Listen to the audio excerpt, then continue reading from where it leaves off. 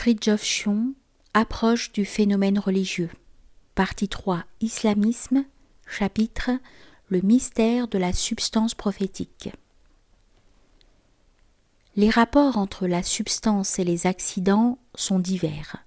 On doit considérer tout d'abord que les accidents manifestent nécessairement la substance. Ensuite, qu'ils peuvent la manifester à différents degrés ou différentes manières. Car l'or projette sa royauté dans un objet, non seulement par sa matière, mais aussi parce que l'objet est royal par sa forme et sa fonction, et que c'est pour cette raison précisément qu'il a été fait or. Cependant, tout objet en or n'est pas nécessairement un trône, une couronne, un sceptre ou un calice. Il peut aussi être un ustensile qui, par sa nature, ni n'exige ni ne justifie l'emploi de ce noble métal. Celui-ci n'en communique pas moins son rayonnement même à des objets modestes. C'est à leurs fruits que vous les reconnaîtrez. Cette sentence exprime de la façon la plus concise possible le rapport de cause à effet qui existe entre la substantialité et l'accidence. C'est aux propriétés de la goutte, de la vague, du jet d'eau que nous reconnaissons la nature de l'eau. C'est aux propriétés, aux effets de la flamme, soit chauffante, soit dévorante, soit illuminante, que nous reconnaissons la nature du feu. Il en va de même de toute manifestation spirituelle. La substance qu'elle véhicule ne peut pas ne pas se communiquer au travers de l'accidence, quel que soit le mode de celle-ci, direct ou indirect, évident ou paradoxal, ouvert ou voilé. Et cette diversité de modes est ontologiquement nécessaire. Elle n'a donc rien qui doive nous étonner à cause du jeu de Maya, c'est-à-dire en vertu de la diversité inépuisable de la possibilité divine et cosmique. Le contenu concret, et partant l'origine de la spiritualité islamique, est la substance spirituelle du prophète, alayhi salatu wassalam. Cette substance, dont un Qushayri, un Ibn al-Harif et d'autres ont essayé de cataloguer les modalités, et cela à l'aide de la notion des stations, maqamat, le soufisme s'est réalisé l'union, non seulement en partant de l'idée d'une unité à la fois transcendante et immanente, mais aussi, et corrélativement, en réintégrant la substance mohammedienne à la fois occulte et toujours présente, soit directement ou indirectement, ou les deux manières à la fois. C'est-à-dire que le voyageur mystique, salik, peut suivre l'exemple du prophète d'une façon soit formelle, soit informelle, donc indirecte ou directe.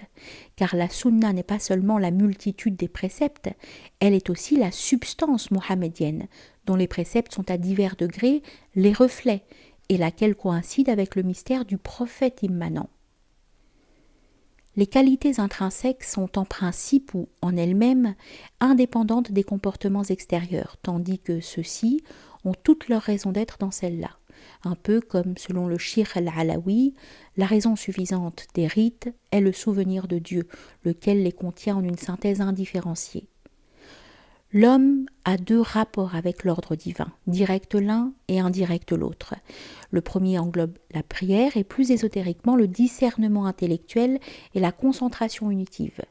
Le second va à Dieu à travers la porte du logos humain et il comprend les vertus dont celui-ci est la personnification et le modèle. Il s'agit ici non seulement des vertus élémentaires qui peuvent être naturelles à l'homme ou qu'il peut tirer de soi, mais aussi, et même avant tout, des vertus surnaturelles, qui d'une part sont des grâces, et d'autre part exigent que l'homme se dépasse, et même cesse d'être afin de pouvoir devenir. Il n'existe aucune voie sans référence à une manifestation humaine du Logos, comme à plus forte raison, il n'en existe aucune sans rapport direct avec Dieu. Extérieurement, le prophète, alayhi salatu wassalam, est législateur, et il est aisément saisissable en tant que tel. Intérieurement, en sa substance, il représente l'ésotérisme à tous les degrés, d'où une dualité qui est à l'origine de certaines antinomies et qui a déterminé en fin de compte la scission entre sunnites et chiites. Le législateur indique la voie et donne le bon exemple sur le plan formaliste de la légalité et de la morale. La substance mohammedienne, par contre, l'âme du prophète, en tant qu'elle est en principe accessible, est une présence concrète et quasi sacramentelle, qui préfigure l'état de salvation ou de délivrance et qui invite non à la légalité ni aux vertus sociales, mais au dépassement de soi et à la transformation, donc à l'extinction et à une seconde naissance. L'idée force de l'islam est le concept de l'unité. Celui-ci détermine non seulement la doctrine et l'organisation de la société, mais aussi toute la vie des individus, et en particulier leur piété, laquelle ne se laisse d'ailleurs pas dissocier d'avec leurs comportements légaux. Il s'agit non seulement d'accepter l'idée d'unité, mais aussi d'en tirer toutes les conséquences qu'elle implique pour l'homme, c'est-à-dire qu'il faut l'accepter avec foi et sincérité, afin de bénéficier de la vertu salvatrice qu'elle contient. C'est dire qu'en dernière analyse, l'idée d'unité implique foncièrement le mystère de l'union. De même que dans un ordre d'idées voisins, l'unicité implique complémentairement la totalité. Qui peut saisir le point géométrique peut saisir l'espace entier. L'unicité de l'objet divin exige la totalité du sujet humain. Et pourtant, malgré la clarté de ce rapport de cause à effet, la spiritualité islamique présente une énigme du fait que ses expressions théoriques et pratiques semblent souvent s'éloigner de l'islam tout court. En dépit des efforts que déploient les soufistes pour souligner la légalité de leurs opinions et méthodes, même les plus étrangères, à la perspective globale de l'islam. Toute l'énigme est dans le fait qu'il y a là une dimension que la loi n'a pas articulée, ou qu'elle ne suggère qu'à mot couvert. L'énigme appartient à la personne même du prophète, alayhi salatu wassalam, qui en sont privés, si l'on peut dire, pratiquait une ascèse qu'il recommandait sans doute à certains, mais qu'il n'exigeait pas, et qui d'ailleurs dans son propre cas ne pouvait avoir la signification d'une voie purgative qu'elle a pour ses imitateurs. Cette ascèse que l'on confond volontiers avec le soufisme alors qu'elle ne peut être qu'une épreuve préparatoire au seuil des mystères, est loin de constituer la substance même du messager. Étant une béatitude spirituelle, un état de conscience, donc la substance prophétique demeure indépendante de toute condition formelle, bien que les pratiques formelles puissent être considérées à bon droit comme des voies vers la participation à cette substance. La nature spirituelle du prophète, alayhi salatu wassalam, se trouve déterminée, illuminée et vivifiée par deux pôles que nous pourrions désigner très synthétiquement par les termes vérité et cœur. La vérité de Dieu, du souverain bien, et le cœur intellect qui l'abrite mystérieusement, transcendance et immanence. La substance mohamédienne comporte toutes les qualités ou excellences que les soufis appellent stations, maqamat, et qui sont en principe innombrables, étant donné qu'il est toujours possible de les subdiviser et d'en extraire de nouveaux modes. Mais la simplicité aussi a ses droits.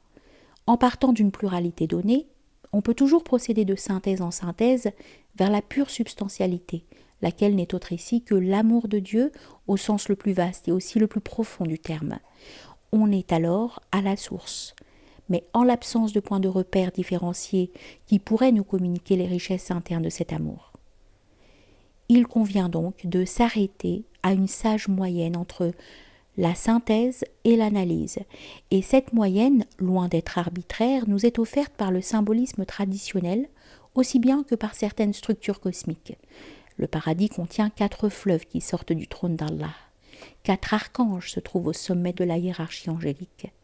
La Kaaba a 4 côtés et l'espace a 4 points cardinaux. Mais avant d'envisager la substance mohamédienne sous le rapport de la quaternité, nous devons rendre compte de la signification des nombres qui la précèdent. Selon l'unité, cette substance est l'amour de Dieu. Selon la dualité, elle est la tension entre les deux pôles vérité et cœur, transcendance et immanence.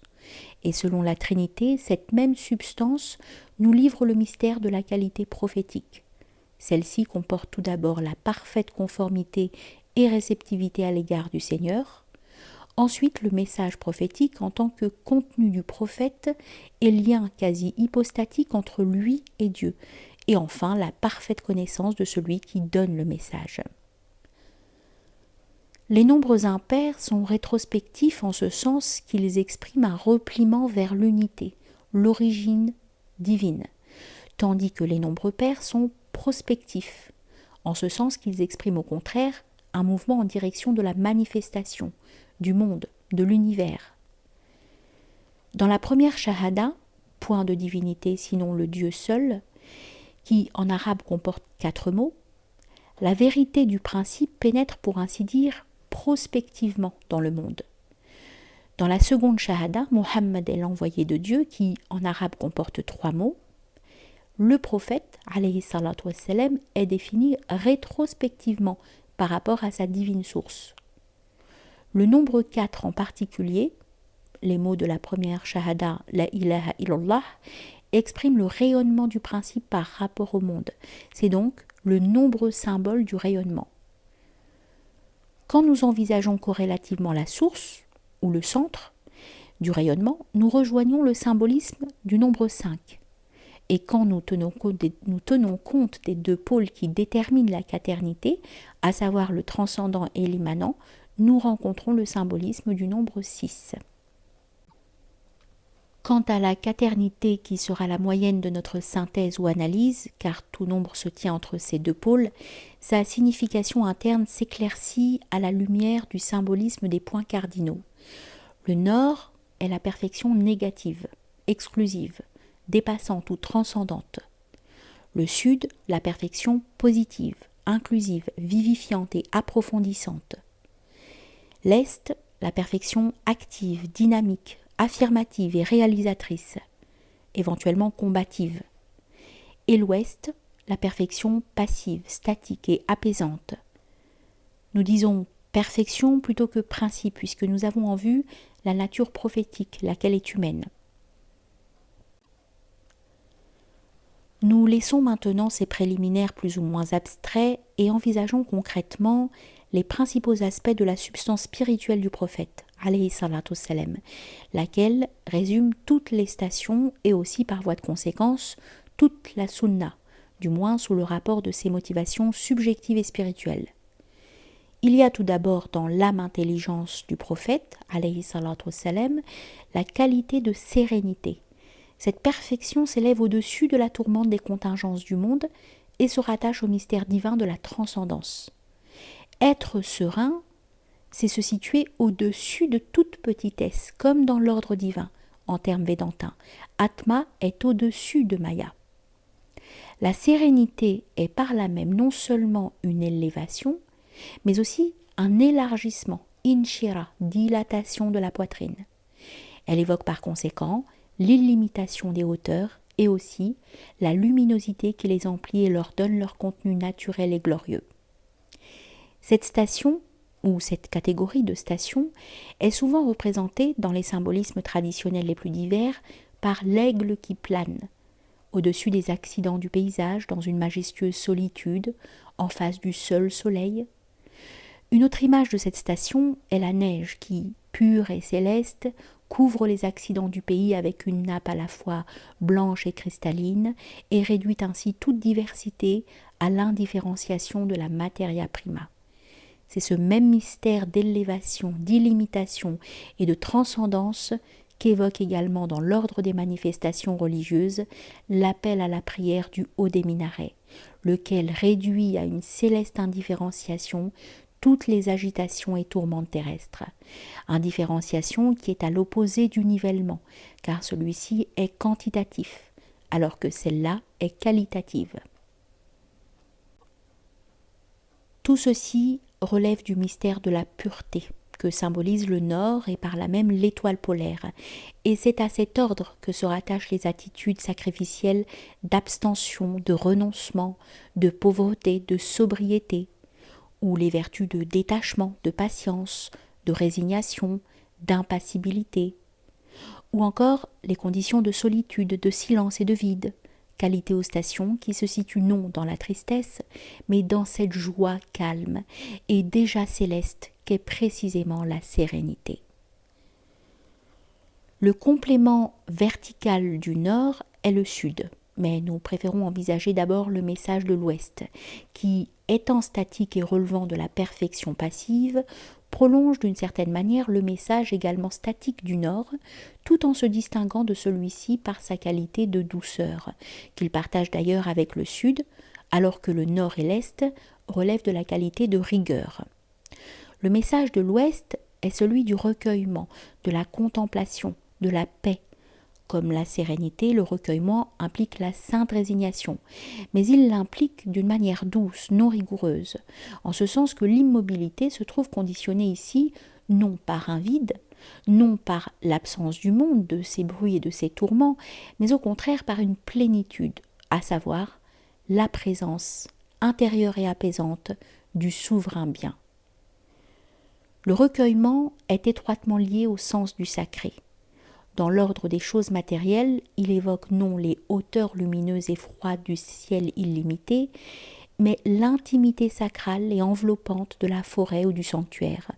Il évoque donc cette crainte révérentielle qui fascine et immobilise, que peuvent provoquer dans l'âme les lieux saints, les œuvres d'art sacrales et aussi diverses manifestations de la nature vierge. L'idée de recueillement évoque tous les symboles de l'immobilité contemplative, tous les signes liturgiques de l'adoration. Lampe ou cierge consacrée, bouquet ou guirlande de fleurs, bref, tout ce qui se tient en face de Dieu et s'offre à sa présence, laquelle est silence, intériorité, beauté et paix. C'est ce climat que suggère et crée dans les mosquées la niche de prière, le mihrab, souvent ornée d'une lampe qui rappelle celle du Saint-Sacrement dans les églises catholiques, séjour de la Vierge Marie selon le Coran. Or, Marie personnifie la retraite et l'oraison mystique, donc le mystère du recueillement. Tout ceci se réfère à ce saint repos, dont le Coran transmet des échos. Le recueillement, comme la sérénité, est indiqué par le mot paix dans la formule eulogique du prophète alayhi salatu wassalam. Sur lui soit la bénédiction et la paix. Alayhi salatu wassalam. De l'élément bénédiction relèvent les deux qualités dont nous parlerons maintenant, la ferveur et la certitude. La ferveur, en symbolisme spatial, est le complément horizontal du recueillement, la certitude étant le complément vertical de la sérénité. D'une part, l'Est s'oppose complémentairement à l'Ouest, et d'autre part, le Sud s'oppose au Nord. Ces remarques, sans rien énoncer d'indispensable, ont sans doute leur utilité pour ceux qui sont sensibles au langage du symbolisme et des analogies. La qualité de ferveur semble s'opposer à celle de recueillement, comme l'action semble s'opposer à la contemplation. N'empêche que sans l'activité sacramentelle, la contemplation manquerait de support, non pas forcément dans l'instant présent, mais dès que la durée se fait sentir. La qualité de ferveur est en effet la disposition de l'âme qui incite à l'accomplissement de ce que nous appellerons le devoir spirituel. Si celui-ci s'impose par une loi extérieure, c'est parce qu'il s'impose intérieurement et a priori par notre propre nature surnaturelle. Un hindou dirait que c'est notre dharma de libérer notre âme, comme c'est le dharma de l'eau de couler ou du feu de brûler. Cette loi immanente, dans l'islam, se manifeste sous la forme du souvenir de Dieu, vikrullah. Or, le Coran spécifie qu'il faut se souvenir de Dieu beaucoup, vikran kathiran. Le Nouveau Testament dit sans se lasser. Et c'est cette fréquence ou cette assiduité, ensemble avec la sincérité de l'acte d'oraison, qui constitue la qualité de ferveur. Car l'acte sacré ne doit pas seulement dominer l'instant où il surgit, il doit dominer également la durée. La perfection de l'acte exige comme conséquence logique et comme complément la persévérance. Il ne suffit pas d'être saint maintenant, il faut l'être toujours. Et c'est pour cela que le soufi est fils du moment, Ibn al-Waqt. On comprendra aisément la comparaison de l'activité spirituelle avec la guerre sainte, jihad, car l'installation du sacré dans l'âme naturellement extériorisée, à la fois dispersée et paresseuse, implique nécessairement un combat, et nous dirons même un combat contre le dragon, pour employer une expression propre au symbolisme initiatique. Toute spiritualité exige par conséquent les vertus viriles de vigilance, d'initiative, de ténacité. La ferveur est une qualité foncière de l'homme logos, et nous dirons que l'immensité de la victoire de l'islam prouve l'immensité de la force d'âme du prophète, alayhi salatu wassalam. Quant à la qualité de certitude, laquelle prime celle de ferveur, puisqu'elle en offre la raison d'être. Elle est le oui libérateur aux réalités qui nous dépassent et aux conséquences qu'elle nous impose. Que ce oui soit un don du ciel ou un mérite de notre part, et l'un n'empêche certes pas l'autre, ne fait psychologiquement pas de différence. La certitude de Dieu implique celle de notre immortalité, car pouvoir connaître l'absolu, c'est être immortel. Seule l'âme immortelle est proportionnée à cette connaissance. En outre, qui s'adresse à la divine miséricorde doit être généreux, selon ce hadith. Qui n'a pas de miséricorde, il ne lui sera pas fait miséricorde. Man lam yarham, lam yurham. Et ceci établit la connexion entre la foi en Dieu et la charité envers le prochain, ou entre l'espérance et la générosité. D'autant que l'acceptation du souverain bien implique ou exige le don de soi, donc une sorte de générosité envers le ciel. Certes, sur le plan de l'intellection métaphysique, l'invisible transcendant s'impose à notre esprit, en sorte que nous ne pouvons pas ne pas l'accepter. Mais cette impossibilité de résister à la vérité réside alors dans notre nature. Le don de soi à l'égard du réel divin est par conséquent dans notre substance même. La preuve, à contrario, en est qu'il est des hommes qui, bien que capables en principe d'admettre la plus haute vérité, refusent de l'admettre en raison des tendances de leur nature passionnelle.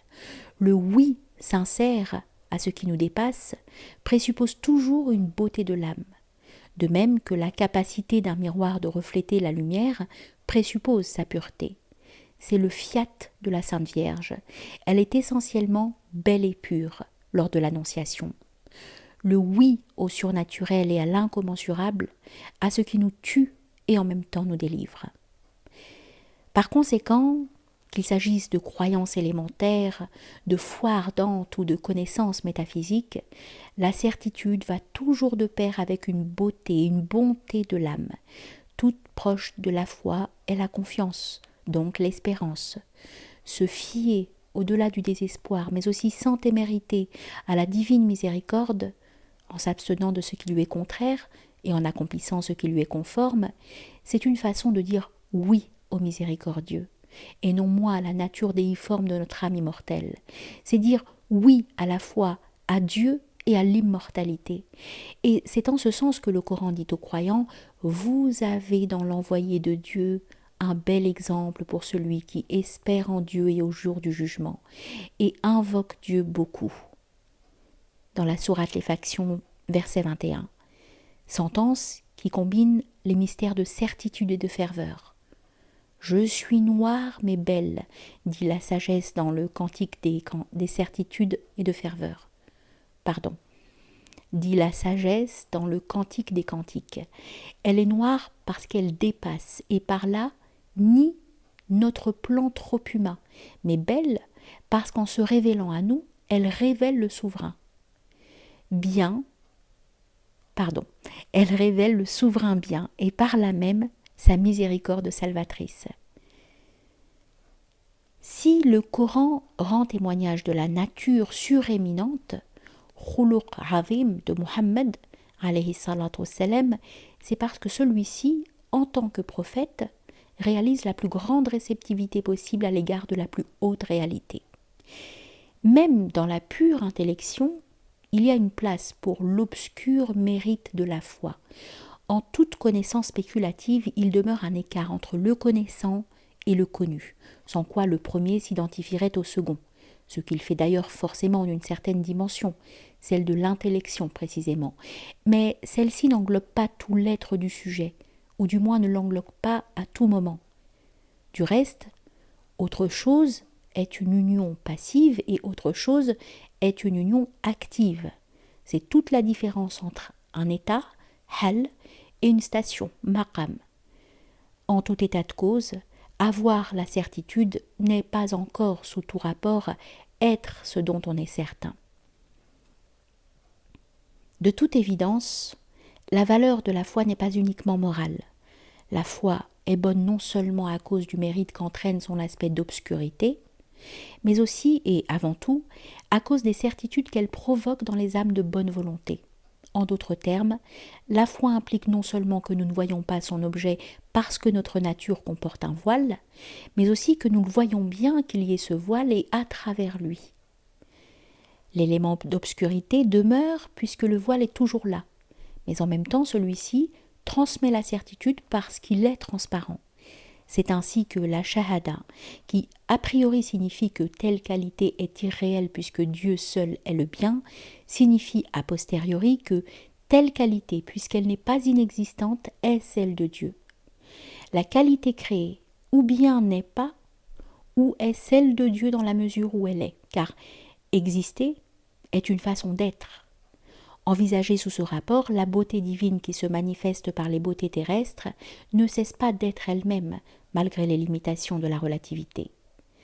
C'est dans ce contexte que se situe ce que nous pourrions appeler le côté salomonien ou krishnaïte de la substance mohamédienne, à savoir sa capacité spirituelle de rencontrer concrètement dans la femme tous les aspects de la féminité divine, de la miséricorde immanente jusqu'à l'infinitude de la possibilité universelle. L'expérience sensorielle qui entraîne pour l'homme ordinaire un gonflement de l'ego réalise pour l'homme déifié une extinction dans le divin soi. Mais l'obscur mérite de la foi comporte encore une toute autre signification, laquelle résulte du rapport du sujet à l'objet. D'une part, le sujet étant contingent a des limites qui l'empêchent de connaître d'une façon absolue, donc exhaustive, et d'autre part, il semble y avoir du côté de l'objet comme un désir de se dérober à partir d'un certain point, une volonté de ne pas être connu totalement, de ne pas être dépouillé de tout mystère d'azéité, violé et vidé pour ainsi dire par le sujet connaissant. Le sujet relatif en tant que tel ne peut tout savoir, ce qui revient à dire qu'il n'a pas besoin de tout savoir, et cela au point de vue même de l'adéquacité de la connaissance. Cela revient à dire aussi que l'objet est par définition inépuisable, et que plus on le dissèque et le systématise abusivement, plus il se venge en nous retirant sa vie, ce quelque chose qui précisément est le don de l'objet au sujet. La connaissance totale existe certes, sans quoi la notion même de la connaissance perdrait tout son sens, mais elle se situe au-delà de la complémentarité sujet-objet, dans un au-delà inexprimable, dont le fondement est l'identité ontologique des deux termes, car ni l'un ni l'autre ne saurait être autre chose que ce qui est, et il n'y a qu'un seul être. La connaissance totale, c'est que le connaissant absolu se connaît, et qu'il y a en nous une porte qui s'ouvre à cette connaissance, en nous-mêmes, mais au-delà de nous-mêmes. Il y a en métaphysique un principe du point de repère suffisant, et c'est la conscience de la limite qui sépare la pensée suffisante et utile de la pensée abusive et inutile. La première est celle qui précisément nous fournit des points de repère susceptibles de nous faire dépasser le plan indéfini de la pensée comme telle. Il est naturel que l'homme qui est insensible au caractère provisoire des concepts demande à la pensée ce qu'elle ne saurait fournir et aboutisse à la conviction que la pensée est vaine et que l'homme ne peut rien connaître. Mais il n'est pas normal que l'homme prenne la pensée pour une fin en soi. Toutes ces considérations peuvent préciser l'image de la certitude, mais on peut préciser cette image également par l'évocation de son contraire, qui est le doute. Pour l'homme livré au doute, dit en substance la Bhagavad Gita, il n'y a aucun salut ni dans ce monde ni dans l'autre. Douter de l'ontologiquement certain, c'est ne pas vouloir être, c'est par conséquent une sorte de suicide, celui de l'esprit. Et douter de la divine miséricorde est une disgrâce aussi grande que douter de Dieu.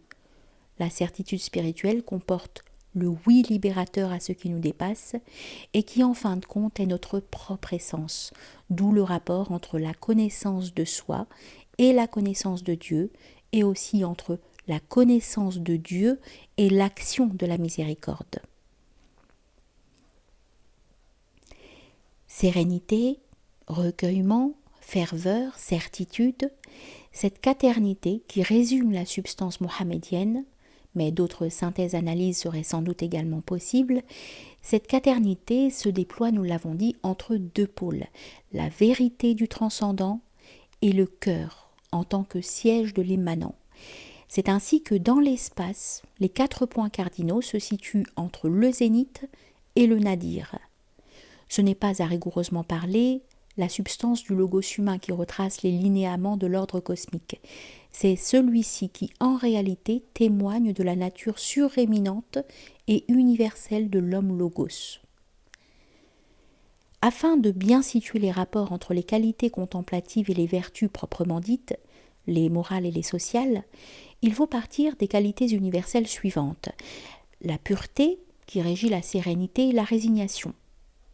La force, qui régit la ferveur et la vigilance.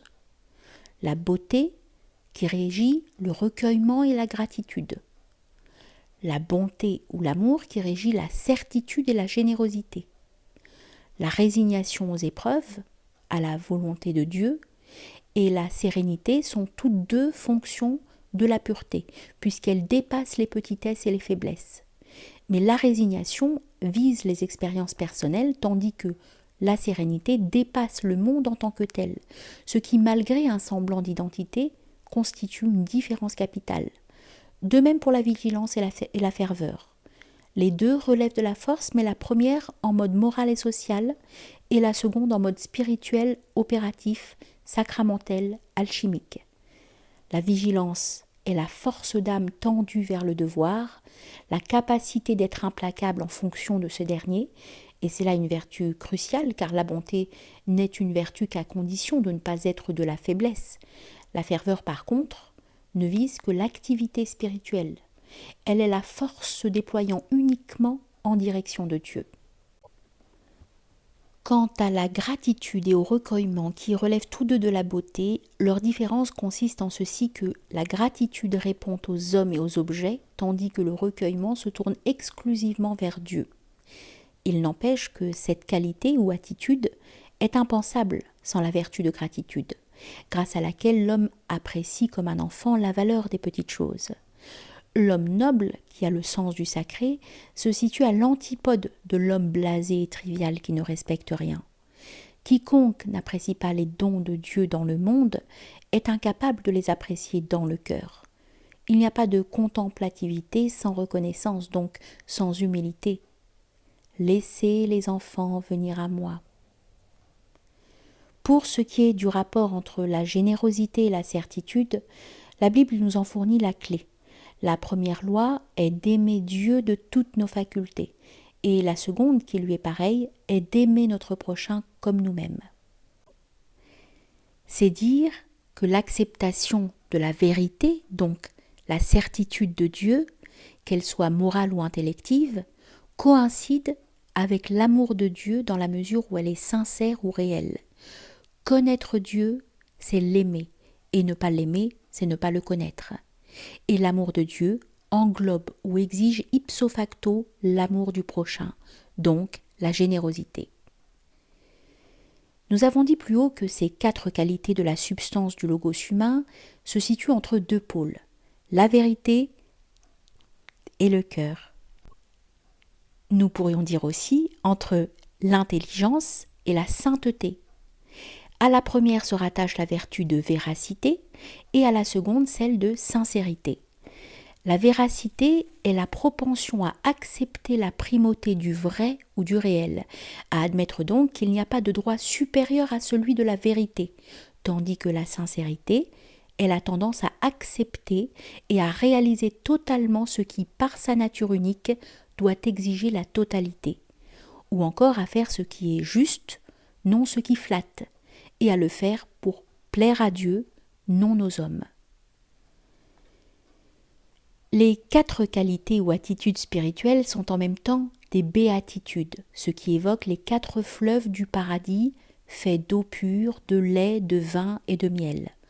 On conçoit sans peine le rapport entre la sérénité et l'eau pure et entre la ferveur et le vin vivifiant, puis entre le recueillement et le lait, ce dernier évoquant la maternité et le mystère de la lactatio, dont saint Bernard fit l'expérience. Reste le rapport entre la certitude et le miel, n'est plus doux que la certitude du souverain bien et celle de la salvation qu'il implique, sans oublier que le miel est une nourriture remède, et que de même c'est la certitude qui nous guérit et nous fait vivre. Les qualités, attitudes ou vertus dont nous avons parlé sont enracinées dans le logos et appartiennent par conséquent aussi à la substance mohamédienne que nous pouvons définir comme une cristallisation de l'amour de Dieu, selon un mode qui déploie comme un éventail les qualités fondamentales de l'âme. Selon Aïcha, l'épouse préférée, l'âme du prophète, alayhi salatu wassalam, est semblable au Coran. Pour comprendre cette comparaison, il faut savoir que ce livre possède à côté du mot à mot et d'une manière sous-jacente une magie informelle, c'est-à-dire une âme qui s'étend des qualités morales jusqu'au mystère spirituel, d'où la fonction sacramentelle du texte, son caractère de mantra si l'on veut, fonction qui est indépendante de sa forme et de ses contenus. Si cette magie, entre guillemets pour celui qui est sensible, est une voie d'approche vers la substance mohamédienne, il y a encore une autre voie de ce genre, plus immédiatement accessible, parce que beaucoup moins exigeante, et c'est l'exemple concret des saints hommes en terre d'islam. Non, certes, la géographie avec son moralisme stéréotype et ses extravagances, mais les hommes vivants qui peuvent nous entourer et nous communiquer le parfum de la baraka muhammadiya, dont ils sont des véhicules, des témoignages et des preuves. Car sans les qualités du prophète, ces hommes n'existeraient pas, ni à son époque, ni à plus forte raison, un millénaire et demi après lui. Un autre témoignage de ce genre, et cela étonnera ceux qui ignorent les connexions profondes entre les phénomènes traditionnels les plus divers, nous est fourni nécessairement par l'art et l'artisanat des musulmans, surtout dans les réalisations architecturales et vestimentaires, lesquelles se rapportent respectivement à l'ambiance et à l'homme. Pas plus que pour l'art chrétien, ou même pour n'importe quel autre art traditionnel, la question qui se pose n'est celle de savoir d'où les peuples musulmans ont pris la materia prima de leur art. Ce qui est décisif au point de vue valeur et originalité, c'est ce qu'ils ont fait de cette materia. Quel esprit et quelle âme ils ont manifesté moyennant cette matière, ou plutôt à partir d'elle.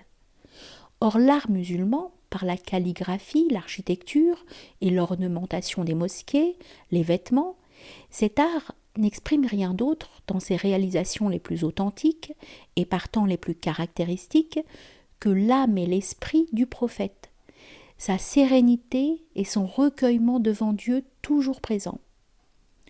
En résumé, et en laissant de côté les approfondissements mystiques du caractère de Mohammed, nous dirons en bon historien que le prophète fut généreux, patient, noble et profondément humain dans le meilleur sens du mot. D'aucuns nous feront sans doute remarquer que cela est bien beau, mais que c'est peu de choses, ou la moindre des choses pour un fondateur de religion. Nous répondrons que, au contraire, cela est immense si ce fondateur a su inculquer ses qualités à ses disciples proches et lointains. S'il a su faire de ses propres vertus les racines d'une vie spirituelle et sociale et leur conférer une vitalité qui traverse les siècles, tout est là. Selon un hadith aussi énigmatique que célèbre, les femmes, les parfums et la prière ont été rendus aimables, hubbiba ilayya, au prophète, alayhi salatu wassalam. Puisqu'il en est ainsi, force nous est d'admettre que ces trois amours à première vue disparates entrent nécessairement dans la substance mohamédienne, et par conséquent dans l'idéal spirituel des soufis. Toute religion intègre nécessairement l'élément féminin, l'éternel féminin si l'on veut, dans son système d'une manière soit directe, soit indirecte. Le christianisme divinise pratiquement la mère du Christ, malgré les réserves exotériques, c'est-à-dire le distinguo entre une latrie et une hyperdulie. L'islam de son côté, et le prophète en premier lieu, alayhi salatu wassalam, a sacralisé la féminité sur la base d'une métaphysique de la déiformité. Le secret qui entoure la femme et que symbolise le voile correspond fondamentalement à une intention de sacralisation. La femme incarne pour le musulman deux pôles, à part sa fonction simplement biologique et sociale, à savoir l'extinction unitive et la générosité, et ce sont là, au point de vue spirituel, deux façons de vaincre l'esprit profane, fait d'extériorité, de dispersion, d'égoïsme, de durcissement et d'ennui. La noblesse d'âme que procure ou peut procurer cette interprétation ou mise en valeur de l'élément féminin, loin de n'être qu'un idéal abstrait, est parfaitement discernable chez les musulmans représentatifs, c'est-à-dire chez ceux qui se trouvent encore enracinés dans l'islam authentique. Quant à l'amour des parfums dont le hadith cité fait mention, il symbolise le sens du sacré et, d'une manière générale, l'intuition des ambiances, des émanations, des auras. Il est en rapport, par conséquent, avec le discernement des esprits, sans oublier le sens de la beauté.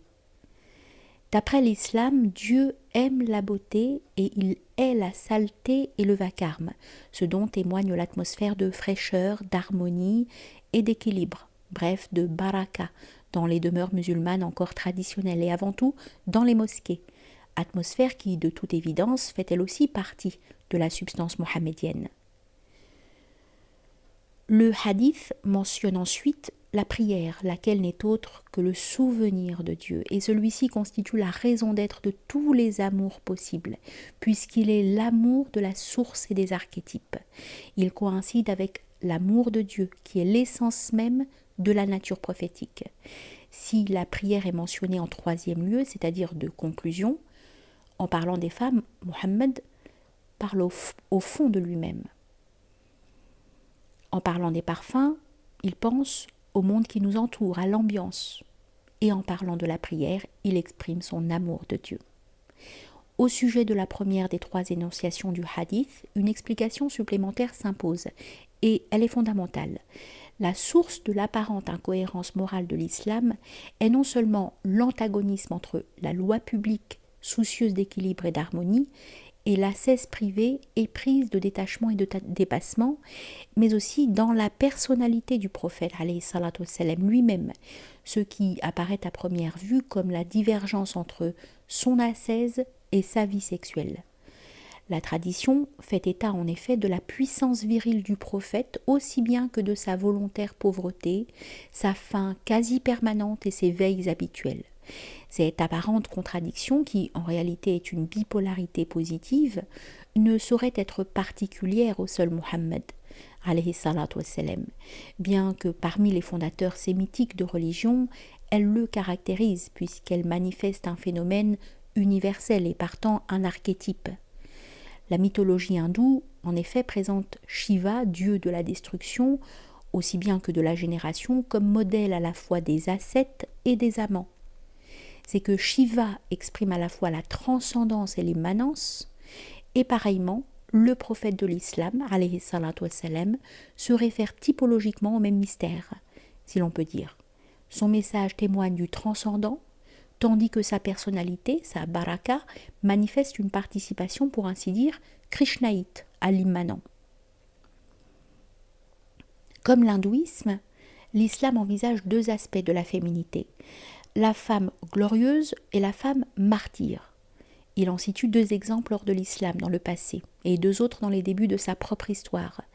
Les femmes martyres sont Assia, épouse croyante du pharaon incroyant, et Fatima, traitée durement par son père et par son mari, et injustement à un certain point de vue par le premier calife, tandis que les femmes glorieuses sont Mariam, que Dieu a purifiée et choisie au-dessus de toutes les femmes, et Khadija, première épouse du prophète et son ange gardien pour ainsi dire, et protectrice de la révélation au début de la carrière prophétique. Mais revenons à la troisième énonciation du hadith, l'amour de la prière. Selon une formule canonique fréquemment utilisée, l'oraison est meilleure que le sommeil. Or, le Coran enjoint au prophète, alayhi salatu wassalam, de se lever une partie de la nuit pour se livrer à l'oraison. Et cette référence à la nuit signifie bien plus qu'un simple conseil pratique. Elle signifie plus profondément que la connaissance éclot dans une nuit de l'âme, c'est-à-dire dans cette parfaite réceptivité qu'est la pauvreté, l'humilité, l'extinction ou le vacardéo. Un don ne peut entrer dans une main qui n'est pas en bas et ouverte vers le haut selon les cartes. D'un autre côté, la sagesse est une nuit par rapport à l'esprit profane, comme elle est folie aux yeux du monde. Il en va de même dans le cadre de la religion pour l'ésotérisme qui en dépasse les limitations formelles et psychologiques. Aussi y a-t-il un certain rapport à la fois principiel et historique entre les nuits d'oraison du prophète et l'ésotérisme en islam. Ceci nous ramène également aux 2 cavernes du prophète, alayhi salatu wassalam, celle du mont Hira où il méditait avant sa mission et celle de la caverne où il enseignait lors de l'hégire. La science du non divin à son compagnon Abu Bakr. Dans le même ordre d'idées, et même avant tout, il convient de mentionner la Laylat al-Qadr et la Laylat al-Mi'raj, la nuit de la descente du Coran et la nuit de l'ascension de Mohammed lors du voyage nocturne. Cette veille que Dieu impose à son envoyé a 2 contenus, la récitation de la révélation et le souvenir du nom de Dieu. Tiens-toi debout une partie de la nuit, la moitié ou un peu moins ou davantage, et récite le Coran avec soin. Invoque le nom de ton Seigneur et consacre-toi totalement à lui.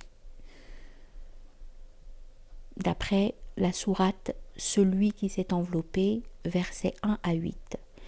La différence entre les 2 pratiques, la récitation du Coran et l'invocation du nom divin, est celle entre les qualités et l'essence, le formel et l'informel, l'extérieur et l'intérieur, la pensée et le cœur. Et c'est ce passage sur les 2 pratiques nocturnes qui inaugure somme toute la tradition soufie. À remarquer que la récitation doit être faite avec soin, tartila, tandis que l'invocation exige que l'orant se consacre totalement, tabtila, à Dieu. La première expression se référant au zèle qui satisfait aux exigences du plan formel, et la seconde à la totalité d'engagement qui exige la réalisation de l'élément supraformel, donc de l'essence, de l'unité immanente. Le prophète de l'islam, alayhi salatu wassalam, possède 201 noms et titres. Les plus fondamentaux, qui résument tous les autres, sont les 2 noms Muhammad et Ahmed, et ensuite les désignations au titre Abd, Nabi, Rasoul et Habib. Le nom Muhammad désigne plus particulièrement le mystère de la révélation, de la descente, Tenzil, donc de la nuit du destin. Laylat al-Qadr, dans laquelle cette descente a eu lieu. Le nom Ahmed, lui, désigne corrélativement le mystère de l'ascension, Mi'raj, donc du voyage nocturne. Laylat al-Mi'raj, qui a transporté le prophète alayhi salatu salam jusque devant le trône d'Allah. Le titre de Abd, serviteur, se réfère à la qualité de rigueur, jalal, exprime ici la soumission ontologique et morale de la créature au créateur, donc la crainte. Tandis que le titre de Habib, ami, se réfère à la qualité de douceur ou de beauté, jamal, et exprime au contraire la participation de l'être déiforme à son prototype divin, donc l'intimité. Le titre de Rasoul, envoyé, se réfère à la qualité d'activité et exprime l'affirmation du vrai et du bien, tandis que le titre de Nabi, Ummi, prophète illettré, se réfère à la qualité de passivité et exprime la réceptivité à l'égard du don céleste. La première fonction se rapporte au devoir et la seconde à la qualification. Le moyen initiatique pour assimiler la substance mohamédienne est la récitation de la bénédiction du prophète, Salat ala Nabi, dont les termes constitutifs fournissent les points de repère pour les modes ou qualités de cette substance. Ces termes sont les suivants: Abd, Rasoul, Salat et Salam. Serviteur, envoyé, bénédiction et paix. Or le disciple, le pauvre vers son Seigneur, al-faqir illa rabbihi, doit réaliser la perfection de l'abd sur les traces du prophète par sa conscience approfondie du rapport entre l'être contingent et l'être nécessaire, wujud, wajib ou matlouq, lequel est ipso facto Seigneur, Rabb. Corrélativement, l'homme parfait et normatif est envoyé, c'est-à-dire transmetteur du message divin, du fait de son rayonnement, car un miroir parfaitement pur reflète nécessairement la lumière. C'est ce qu'expriment précisément les termes de salat et salam. Celui-ci est la pureté du miroir et celui-là le rayon de lumière. Mais la pureté aussi est un don de Dieu. Elle englobe toutes les grâces réceptives, stabilisantes, conservatrices et apaisantes.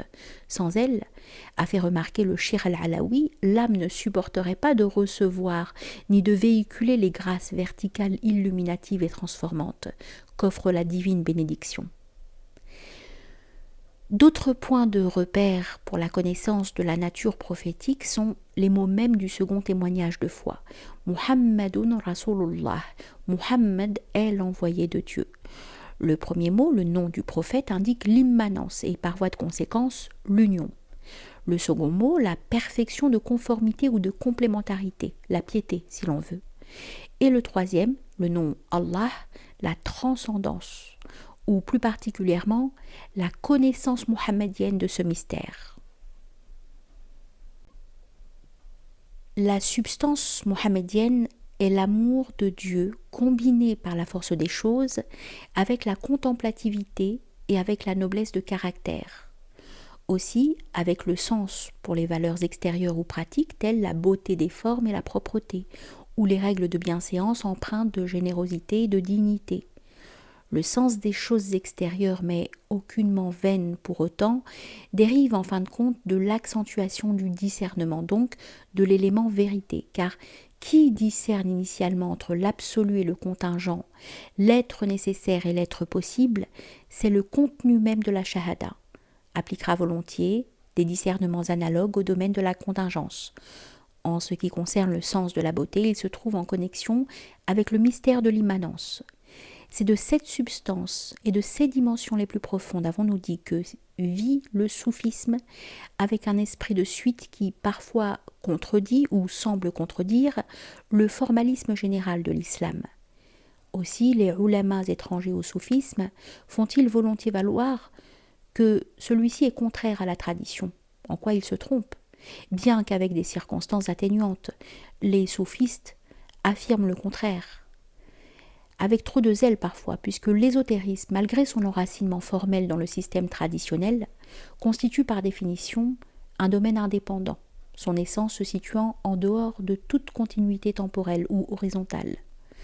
Nous pouvons comparer ce mode particulier d'inspiration et d'orthodoxie qu'est l'ésotérisme à la pluie qui tombe verticalement du ciel, alors que le fleuve, la tradition commune, coule horizontalement et en mouvement continu. C'est-à-dire que la tradition jaillit d'une source, elle se réclame de tel fondateur de religion, alors que l'ésotérisme se réfère par surcroît et surtout a priori à une filiation invisible que représentent dans la Bible Melchisédek, Salomon et Élie, et que le soufisme rattache à Al-Khidr, le mystérieux immortel.